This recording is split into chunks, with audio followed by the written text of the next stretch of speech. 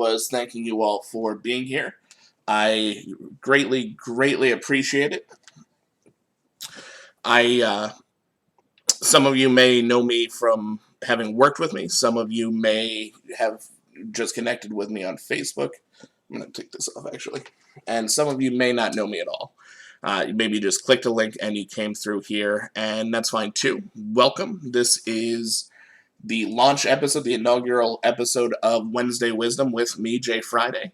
Hopefully, if you've gotten this far, then you're ready for what we have for you today. It's going to be a weekly show, this being the first, and it's going to be in an AMA, Ask Me Anything style or a Q&A style.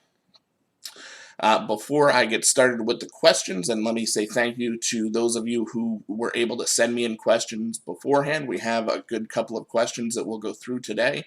I'll also take some questions live from the chat, so if you have a question, be sure to ask it.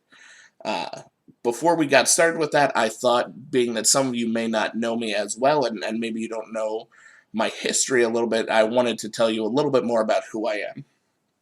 So, first and foremost, I want to talk about how I found my way to this business, because I feel truly, utterly, and completely blessed by the Amazon opportunity that I found my way to. So, in 2011, my wife and I were both working on Fort Monmouth. It's a military fort, the town next to where we live, and the government shut the fort down. So overnight, we lost both our incomes immediately. And at that time, with the fort closing down, there was an entire town of people who lost their jobs all at once, lost their incomes all at once, and so the job market in our area was just saturated with highly skilled, talented people who had been working on the fort with us.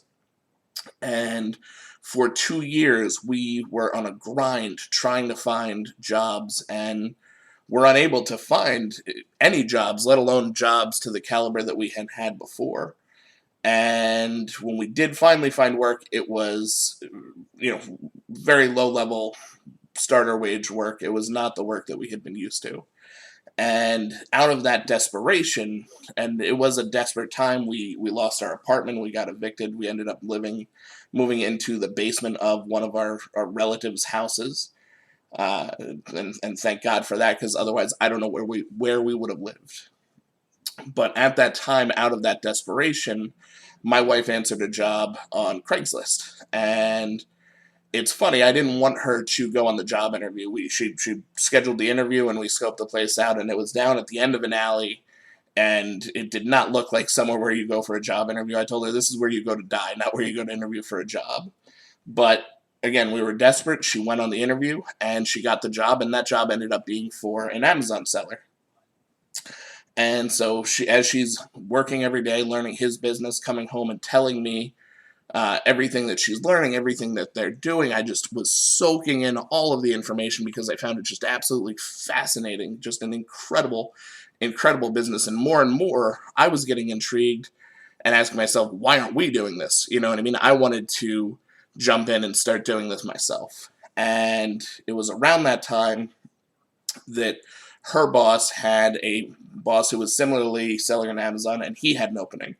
And so they got me an interview, and I interviewed for that, and I got the job, and it ended up being a fantastic experience. The seller who I worked with had a very high-level business. He was doing $5 million a year in sales, and I got to come in. He taught me the business, and very quickly I started to learn and apply the things, and I ended up taking over and running most of the show for the Amazon business.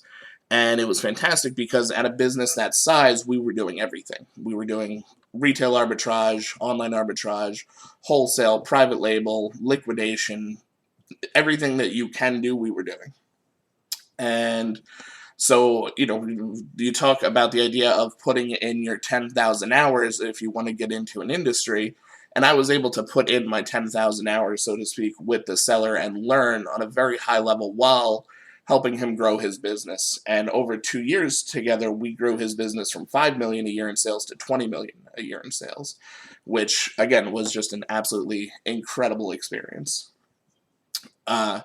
Additionally, in addition to that, some of you may be here because I coached some of you while I was working with him. We coached over 300 sellers over the course of the 2 years after that, which was just also an incredible experience, and where I got to find where my true passion lies. So for those of you who know me, you probably know that I absolutely love teaching people, working with people, helping people to grow their businesses. I find it so much more fulfilling when you can talk to somebody and help them to grow their business. Especially, I've talked to people who, were on their way out of the business, who had, failed time and time again, or were unable to just get that niche and find their way to success. To see them turn it around and grow their business to heights that they didn't even think possible it's just an incredible, incredible experience.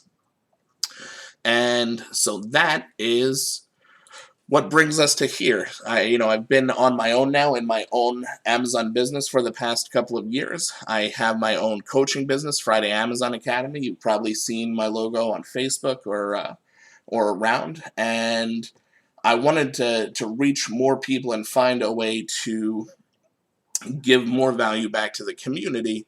And that's where we have come to this Ask Me Anything style show, and I want to put out more content like this, different styles, different shows. So we'll probably get a chance to talk about that over the course of the series. But before I use up too much of our time, I thought it would be a good time for us to jump in and start going through some of the questions and giving you guys some of the information that you've come here for.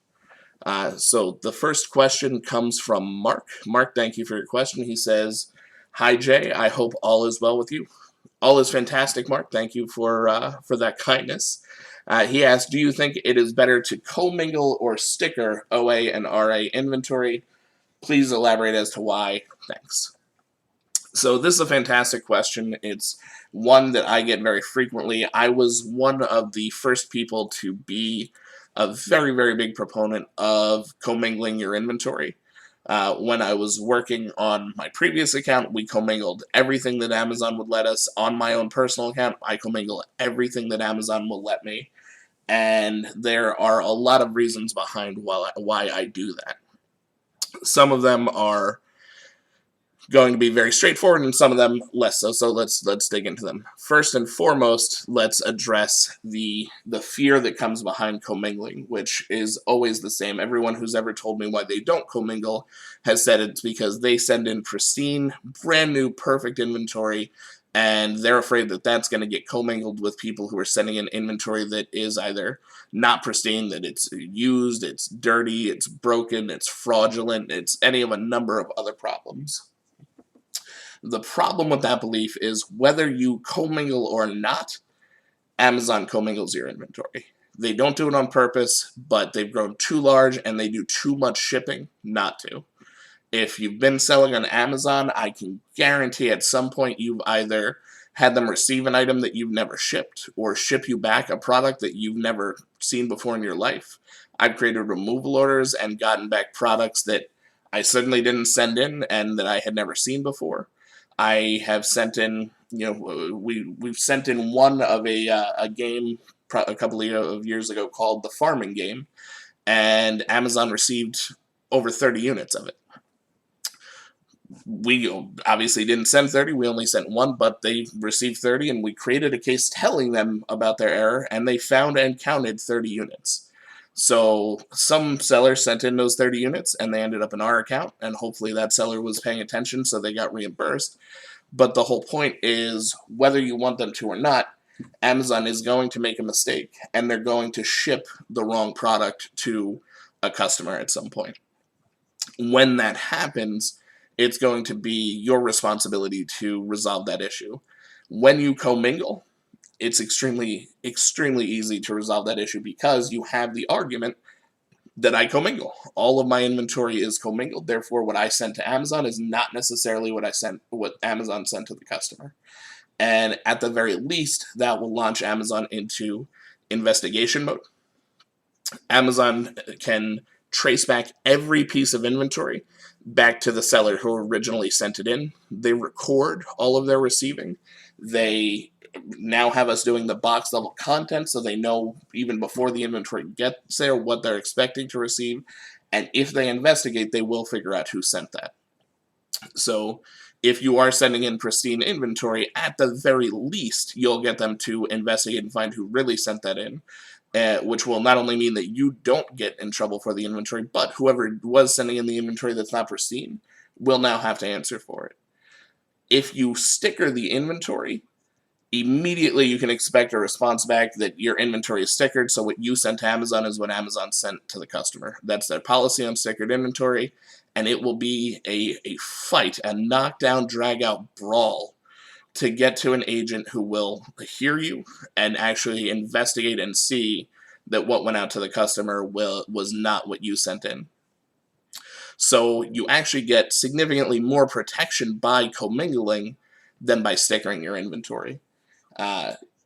You get protection in other areas too. I have the fact that I commingle written into a lot of the templates that I use for different things. So a lot of my returns, if I have an issue with it where it needs to be reimbursed, I point out that the inventory was commingled, so what went out to the customer that was defective or became customer damaged was not what I sent in.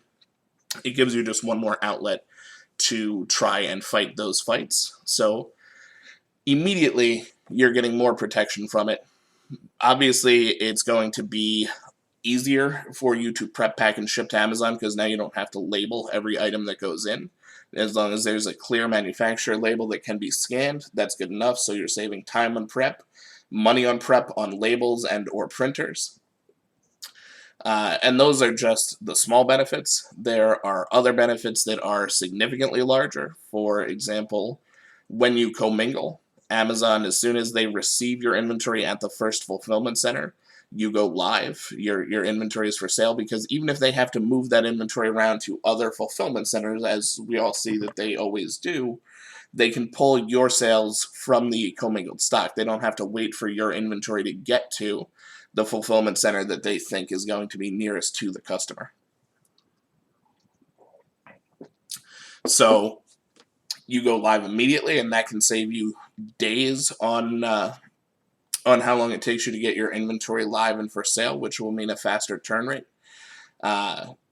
Additionally, Amazon will give priority to items that are commingled just by default, because you get a higher buy box percentage is what I'm trying to say. Because we know one of the biggest, if not the biggest, factor in the buy box algorithm, besides price obviously, is proximity to customer. So if my inventory is in Pennsylvania and your inventory is in California and the customer's in Seattle, you're going to be in the buy box. And if the customer is in, New Jersey, I'm going to be in the buy box. So when you have a commingled inventory, they can spread all of that commingled inventory out to the places where the inventory is most likely to sell, and you'll be in more places, closer to more customers, and as such, in the buy box a higher percentage of the time. Whereas when you have stickered inventory, depending on how much you have, you may only be in one place, and so can only be close to a certain, percentage of customers. So higher buy box percentage, faster sales, faster to get your inventory in stock and live, which leads to a quicker turn rate, which is realistically the biggest benefit we have with Amazon, how often and how quickly we can turn our inventory. So definitely a big believer in commingling, and one of the things that sold it for me very early on was Amazon commingles. They commingle their own inventory, so they have a vested interest in protecting the commingled stock, and they understand the problems that arise with a commingled inventory, and that's why it's very easy to address those problems when we have an issue. So if you talk to probably any large seller, I would almost guarantee you that they are all also commingling, and it's generally going to be a good idea, not just for the protection, but it's going to give you the ability to scale up in a faster way. So hopefully that answers your question. I get that question a lot because I feel like there's a lot of misinformation out there with commingling. If you don't know, who to ask, you'll have people who are, with genuinely good intentions, are telling you don't commingle ever because your inventory will get mixed with other people's inventory.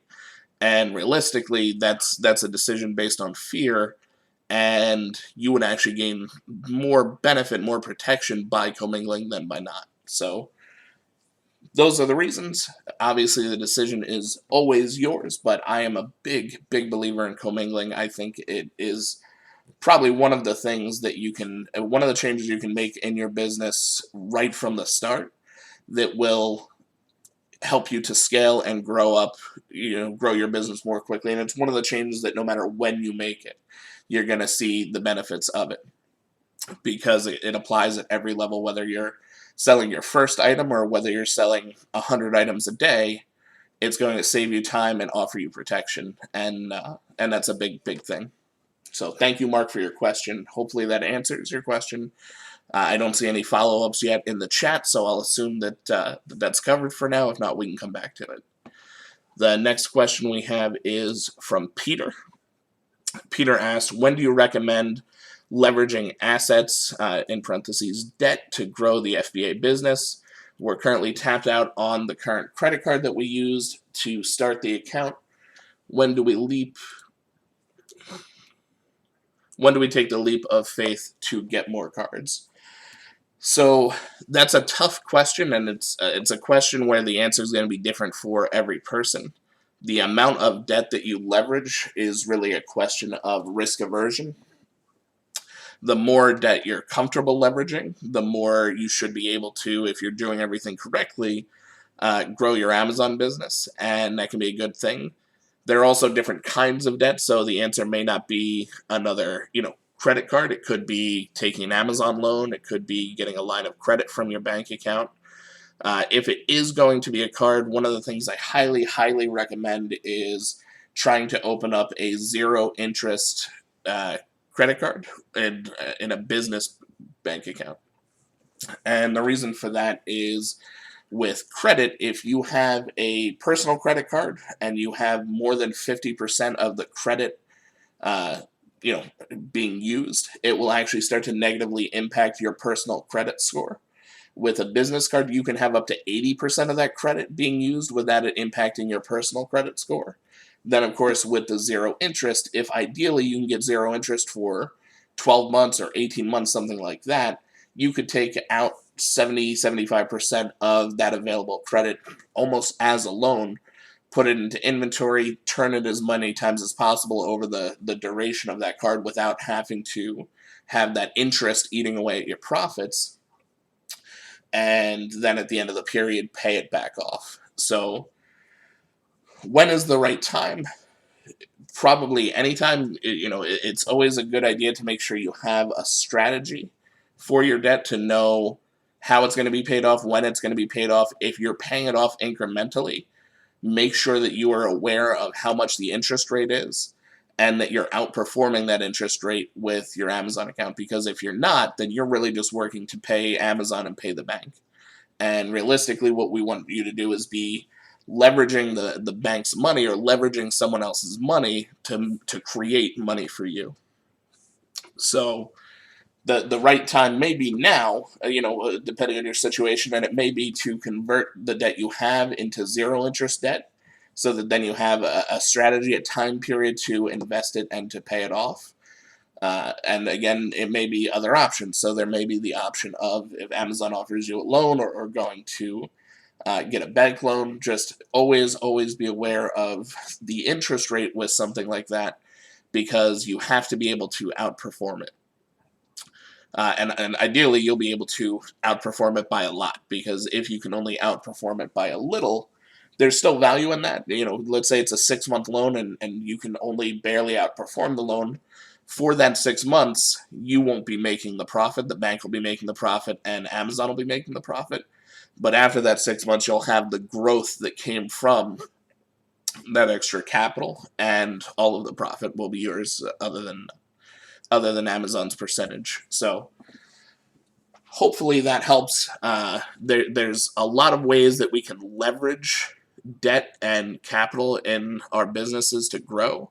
Amazon gives us the ability to turn our inventory and turn our capital more times than probably any other business that I'm familiar with, certainly any other inventory business that I'm familiar with.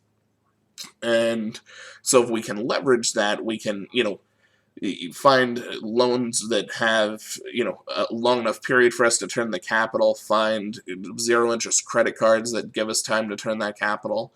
And when you actually buy your inventory, buy it on cards that generate points and miles and things like that, because we want that benefit, but then pay that off with, money or capital that you've gotten from either, the loans that you've taken out, or from the zero interest credit cards where you've taken the money out as capital. So yeah, that's probably the best answer that I can get.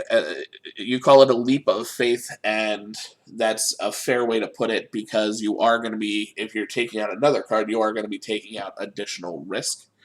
And that's why it comes back to your risk aversion. So that's going to be different for you than it is for me, than it is for every other seller in the chat. We all have different businesses. We all have different, personal finances. We're all going to be at different points in our business where we're going to feel comfortable that if we incur more debt, we can turn that immediately into inventory, which means we can turn it immediately into profit. And that's worthwhile, versus other people who may not be at a point right now where they could scale up. You don't want to take a loan or take out a credit card and get all this capital if you don't have the ability to put it into inventory. There's other things, obviously, we can do with our capital to help our business grow and scale, but if it's particularly something with a date on it where we're going to be paying off interest rate, then we want to be able to get that into inventory as quickly as possible, because inventory is what generates the profit. And come out the other side of it, have that loan paid off, then absolutely, get a bigger warehouse or a better sourcing vehicle or whatever it is whatever else you might have done with that money. But primarily, you have to be able to get it into inventory. So the questions you should ask yourself: am I in a position where I can get this into inventory?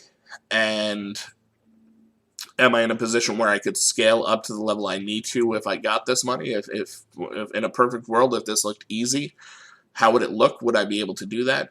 And then finally, putting in the work to see what your options are as far as zero interest credit cards and bank loans, lines of credit, personal loans from family. I have family members who invest in my business every year.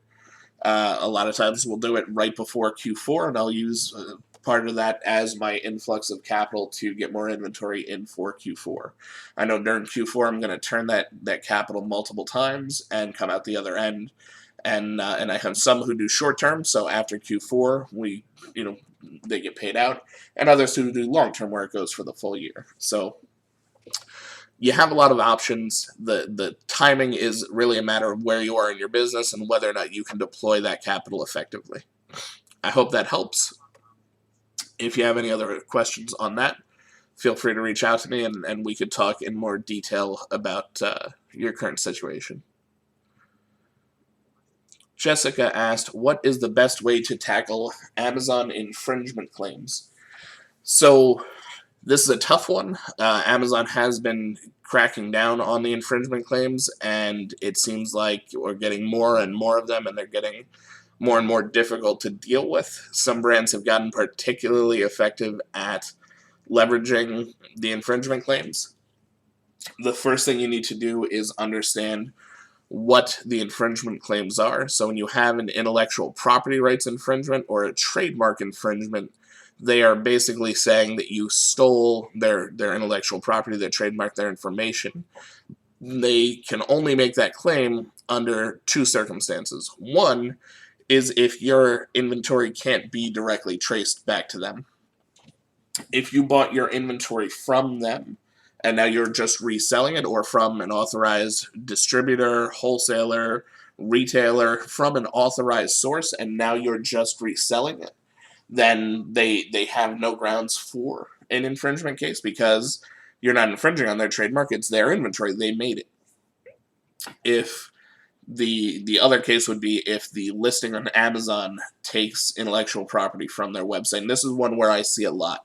So the example is that I see most often is the image will have been taken from the manufacturer's site, or the product description, or the bullet points, And because they paid for the creation of that content, they own that intellectual property. So depending on the type of infringement you have, whether it's trademark infringement, intellectual property rights infringement, you want to have, first of all, have templates readily available. I have templates for both of those. I also have a system of saving my invoices and receipts so that when one of these comes through, I can respond in under 5 minutes, because I'm going to copy, paste the template, alter a little bit, a few words here and there to fit the direct situation. Maybe I add a sentence here or there. I'm going to attach my invoice, which I can find any invoice from any day from any store, whether it was RA, OA, or wholesale, in under 5 minutes, and I'm going to submit. And I find that the quicker you submit your information for these, the more effective it is. The fewer times you're going to have problems or issues with this. So having processes set up ahead of time that allow you to deal with it very quickly and professionally, and that's where the templates come in, being able to have a very professionally worded template. I have templates that I use with my coaching clients that have key phrasing that is particularly effective at dealing with these types of issues, and have paragraphs that are written to be as effective as possible based on our experience. So being able to do that very quickly and very professionally lets Amazon know that you're not a fly-by-night operation who may have been ordering their products, secondhand from China or something like that, that you are legitimate and that you are, the inventory is legitimate. That, more often than not, will resolve the claim. That may not always mean you're going to be able to sell the product again, depending on how hard the brand owner is pushing.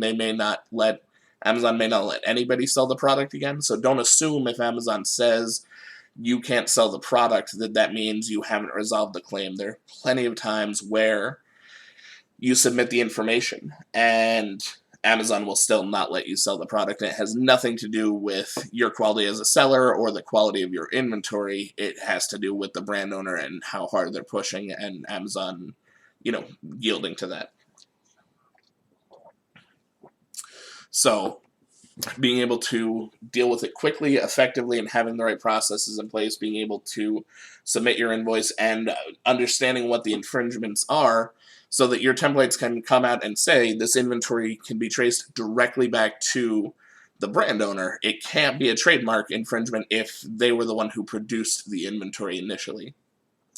I also have in there, point out the fact for intellectual property claims, because they never tell you what the intellectual property was, but I point out that I didn't create the Amazon listing, that I just added my offer to an existing listing, that it is the responsibility of the catalog team to manage those listings and ensure that the right information is always, the most up-to-date information is always on those listings, and that it doesn't infringe on anybody's property, intellectual property, or copyright. And I would usually offer my assistance if need be. I can offer my own content to replace any content that's there, because I'm happy to take a picture of a product and create my own product image. I have the software so that I can create the image to Amazon specs. I'll write my own bullet points. I'll write my own product description. I can create my own content so that it's not reliant on whatever the content is that is infringing on the manufacturer. If you can do those things, and Amazon has yet to ask me to submit an image or change a product description, but I still want to make the offer because I want to let them know that I'm willing to work with them and help however I can, because I understand the issue. But if you can do these things, and if you can be professional and be very quick, you're going to resolve these infringement claims. And that's something that I can't stress the importance of enough. I have helped a number of sellers who had their accounts suspended to get unsuspended. Infringement claims are becoming some of the more difficult account suspensions to lift, particularly because sometimes Amazon won't tell you what the infringement was. I have a client who they wouldn't tell them initially what the ASIN was. So we were on phone calls just to find out where the infringement took place. So answering these when they pop up, as soon as they pop up, is of the utmost importance, because if you get these building up, Amazon will 100% suspend your account. They won't even think about it. And it can be one of the more difficult suspensions to come back from, because unlike, a counterfeit inventory or some of the other ones, there are fewer key phrases that you can use with Amazon on infringement, at least at the moment, to resolve those issues. So absolutely, absolutely fantastic question. I hope that helps. I hope you all have good processes in place, have good templates, have a good system for your invoices, for your receipts, so that you can answer those quickly, and that's something that you're staying on top of, because I again can't stress how important that is enough. Okay, I have a question from Adele. Adele says, how do you scale up your business without adding more money into the mix? So Adele, thank you for your question. That's a fantastic question. There are actually a lot of ways that you can scale up your business without having to add more money into the mix. It's mostly and almost entirely going to come down to processes. You have to have your processes refined down and refined down and refined down until they are, you're a well-oiled machine working flawlessly. The right processes all have the same thing in the same characteristics, which are they are built from the ground up to be scalable. So all the processes that I use and that I train on are built from day one, from Jump Street, to be as scalable as possible. I want every process that I do to take the same amount of time, whether I'm doing it for the first 5 products I'm sending, or if I'm sending 500 products on a shipment, or if I'm repricing 5 products or repricing 500 products, or adding information into my accounting software for 5 products or 500. It has to take the same amount of time. Otherwise, as you scale up, you're going to very quickly become the bottleneck in your own business, and these processes will become the bottleneck in your business. And even if you get to a point of growth where you hire somebody, you'll find yourself hiring somebody eventually at different growth points to handle all these little problems, all these little tasks that could be done far less frequently and by far fewer people if you just had a more scalable process in place. A big part of this, I would say, is a comfort level with Excel. I think Excel is probably easily the most powerful software that I use in my business. Every process that I have that allows me to upload into different software so that I can do things in a very scalable way relies on Excel for me to create the upload file. Very often I'm also using a formula in Excel so that I can make adjustments to that file across every row, every line item on that file without having to do it one at a time. And it's just an extremely, extremely powerful software. I also, when utilizing a new software or testing out a new software, one of the big factors for me is, do I have the ability to upload with Excel? So, utmost importance with my repricer, I upload my inventory into it with Excel. And right in Excel, I have formulas to write my min and my max, and that lets me reprice my whole inventory, set my mins and my max before the inventory even gets to Amazon, before it ever goes live. And that's a huge, huge time saver. So that will allow my business to grow more quickly, because now time that would have been spent repricing can be spent sourcing, can be spent learning, can be spent doing any number of things.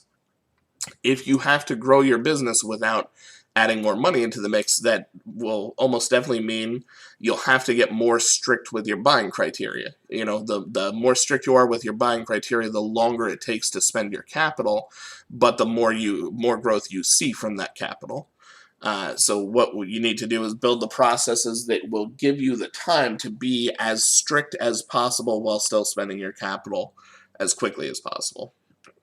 If you would be spending time, if it would take you a day to create the shipment and you can get that day down to an hour, then you just opened up 6, 7, 8, depending on how long your workday is, you just opened up a certain number of hours that can now be spent sourcing. And even if you don't have more money to source, if you had $500 and you were going to spend that $500 over the course of one day, you now have 2 days. And what that means is instead of going for a 50% ROI, you can shoot for 100% ROI. And instead of going for products that are over, 100,000, 200,000 in a given category, you can stick with products that are under 20,000, 25,000, and you can get it so that you only buy the products that turn super quickly and only buy the products that have a high growth rate, high net profit, things like that. So it can absolutely be done. It's not an easy process. Like I said, step one is look at every single process in your business.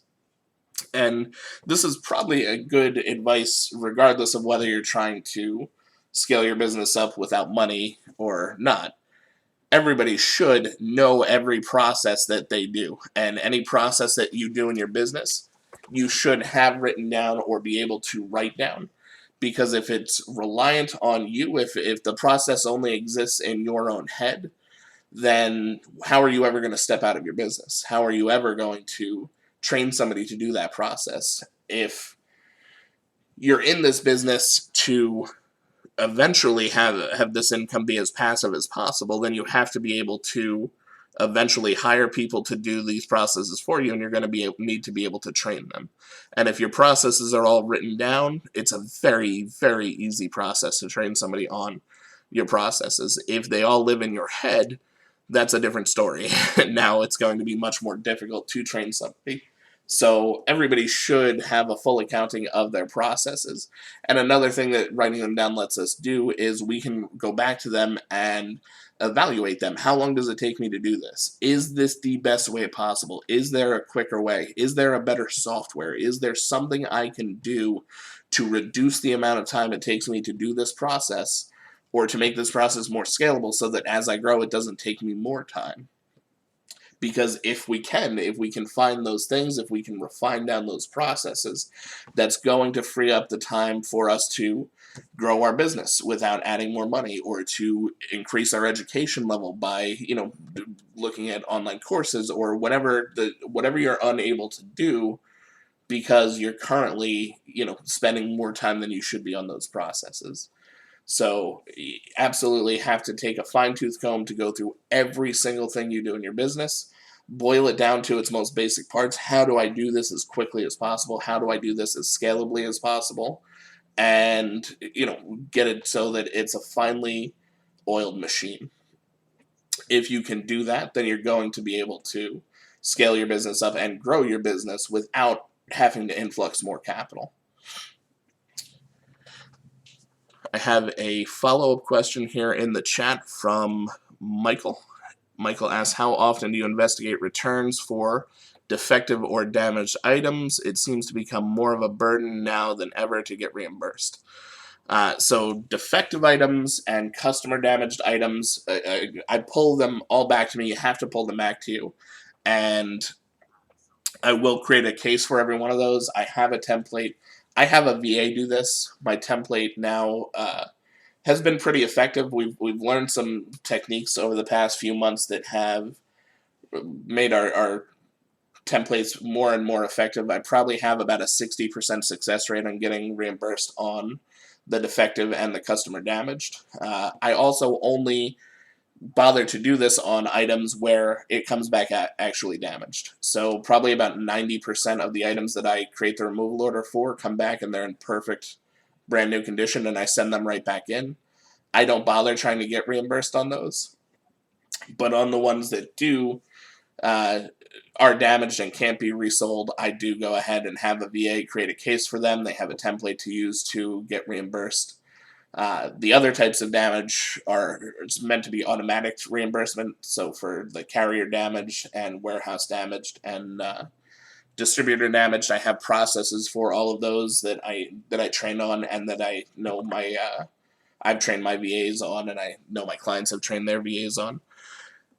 It shouldn't be hard to get reimbursed. It really depends on how hard you're going after it. One, this comes back to processes a little bit, but having the most effective templates can make a big difference. We've continued to refine down our templates and find the things that have worked and haven't worked. I went through a long period early on in my own personal business where I did a little bit of what marketers call split testing, where I would try to address the same situation 2 different ways and see what had the higher success rate. We're always a little bit at the mercy of Amazon because any problem that we deal with is agent specific, meaning a good agent will, reimburse you without question, whether you give them the right information or not, and a bad agent will decline you, whether you give them the right information or not. So what it boils down to is how high can we get that success rate. Like I said, my templates for customer damaged and defective have about a 60% effective rate. The other 40% I take as a wash. I don't fight them. I don't want to spend a lot of time chasing after bad money. You know what I mean? I'll lose more in the time that I chase after those damaged inventory than if I just took that as a loss. When I compare what I could do with that same time if I were sourcing compared to what I do with that time if I'm on the phone with Amazon trying to get reimbursed on, a $50 pair of sneakers or a $100 pair of sneakers, I know every single time I'll make more in the sourcing. I know what I can do in the sourcing. I know in an hour or in 2 hours I can spend $2,000, $3,000, and that's going to turn into another $1,500 in profit.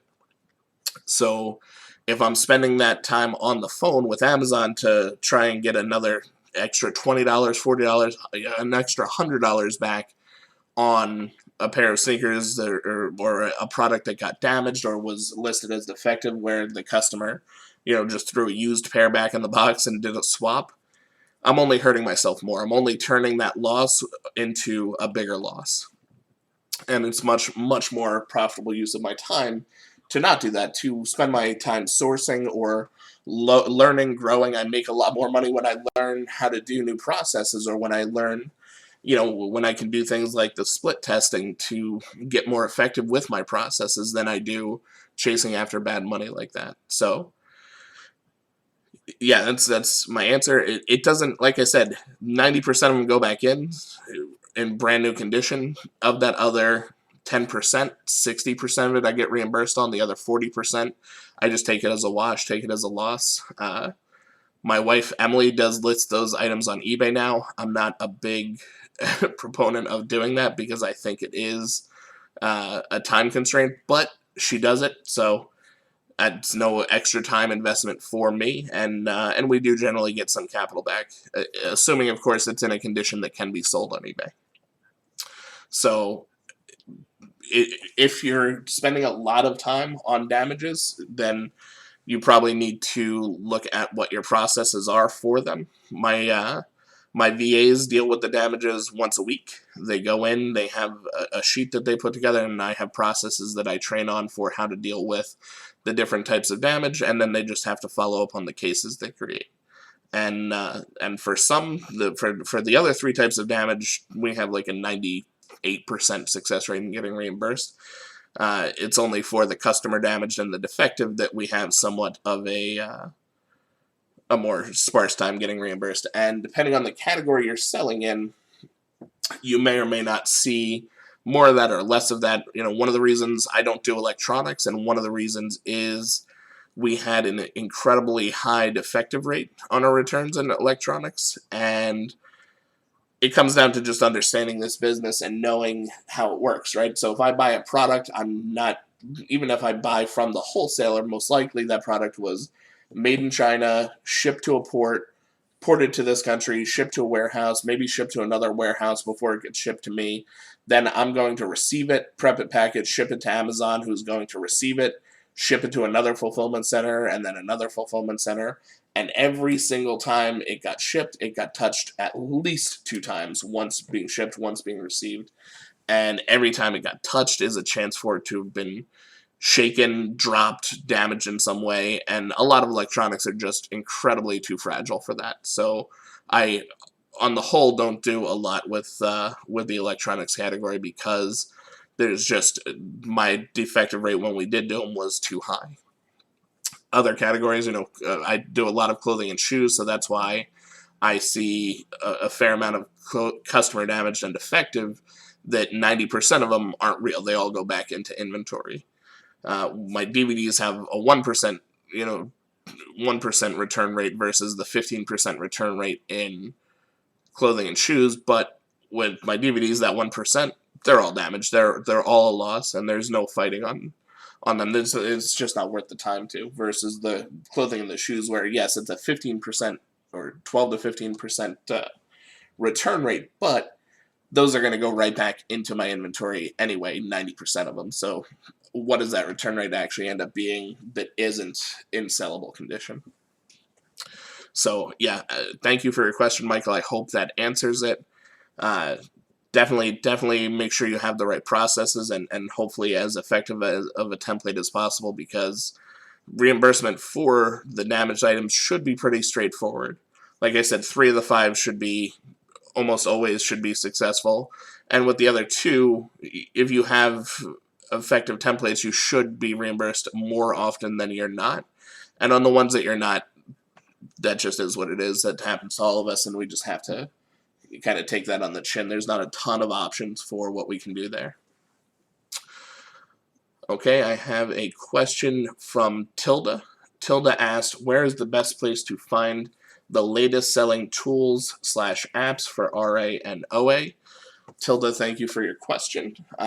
Right now, I don't know that there is a good place. Maybe there is, and if you know it, please share it with me here in the chat, or if you're watching this on the replay on YouTube, add it to the comments. I'd love to hear where you guys find out about the newest tools and apps for RA and OA.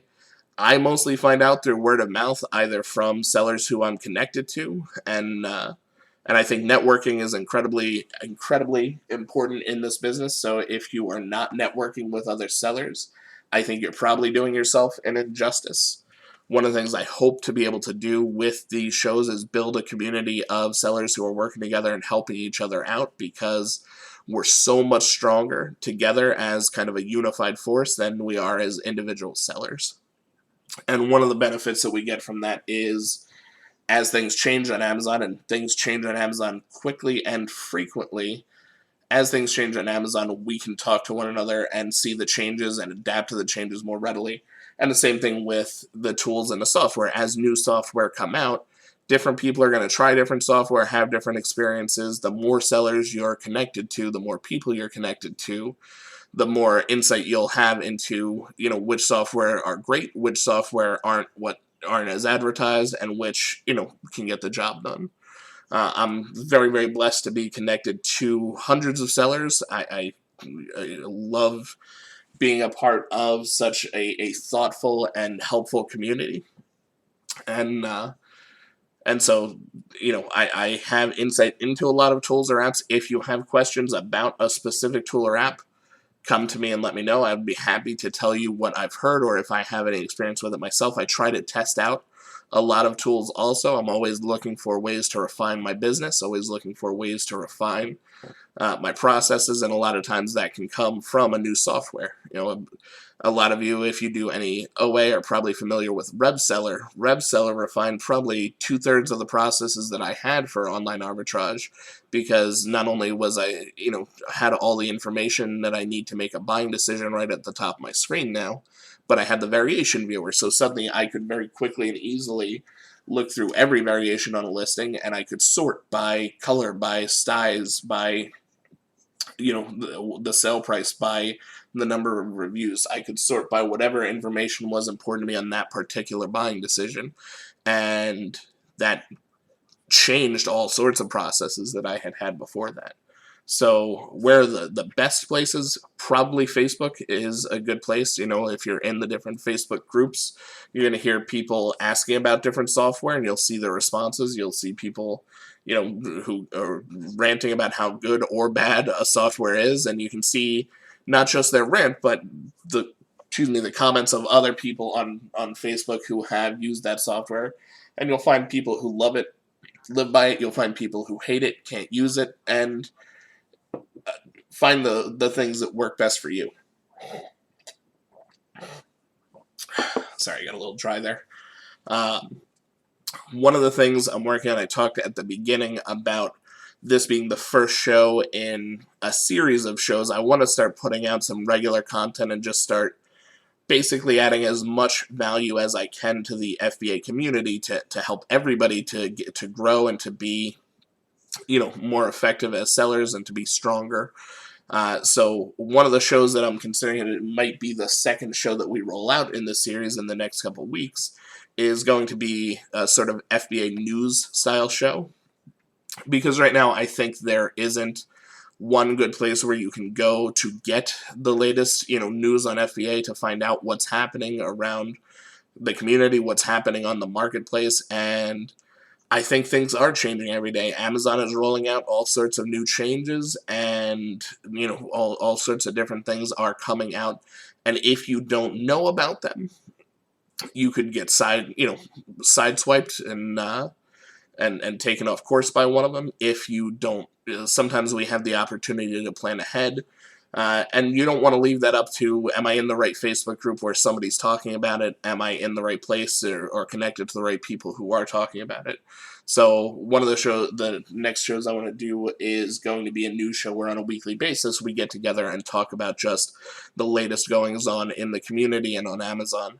And from your question, I think maybe having a segment of that show talk about, the latest selling tools and apps every week. So every week maybe we'll look at one tool or one app that's come out, would be a fantastic addition to that, so that people could get some insight into the different software that are out there. It becomes very, very easy in this business to turtle, to get into our comfort zone and then crawl into our shell and just stay there and just keep doing the same things over and over again. And part of the reason why that's so easy is because we can still grow. We can do that and our business will grow because we have such a huge opportunity here on Amazon. But if we really want to get the most out of our business and the most out of our lives, what we have to do is get out of that comfort zone, get out of our shell, and expand and find, what's the newest thing, what do I have to adapt to. A good example is the box level content. When we first heard about the box level content, we got right to work, and me and one of my friends put together a proprietary scan sheet that allows us to scan our inventory as we're creating our shipments, and it creates the box level content. If a lot of people waited until it became mandatory to do it, and now they had to completely on the fly adjust their shipping processes or pay, an exorbitant additional fee on every shipment because they weren't putting that information. So if you can find out about that stuff ahead of time, you can get the strategies in place and maybe even put together your own tools like we did. We just put a simple Excel sheet together, but it does what we need it to do. And, make sure that you're prepared for those hits before they come. Make sure that your business is ready for whatever's coming from Amazon. And when new things are coming, being able to have a place where you can find out about them and talk to them, I think would be very valuable. Let me know if you guys agree. Again, feel free to chime in on the chat, or if you're watching this on YouTube, to leave me a comment. I'm really excited at the prospect for this. I'm gonna start to wrap up now, so that'll have been the last question. I want to thank everybody for submitting questions. I hope you got a lot of good information out of this. Thank you so much for the people watching live. I really, really, truly appreciate you. I hope you got a lot of value out of this. I feel very blessed to have the knowledge I have and to have been able to be a part of this incredible Amazon experience, and being able to share that with you guys has been fantastic. So if you have any other questions for me, this is going to be a weekly show. I will be here next week at 3 o'clock, same bat time, same bat channel.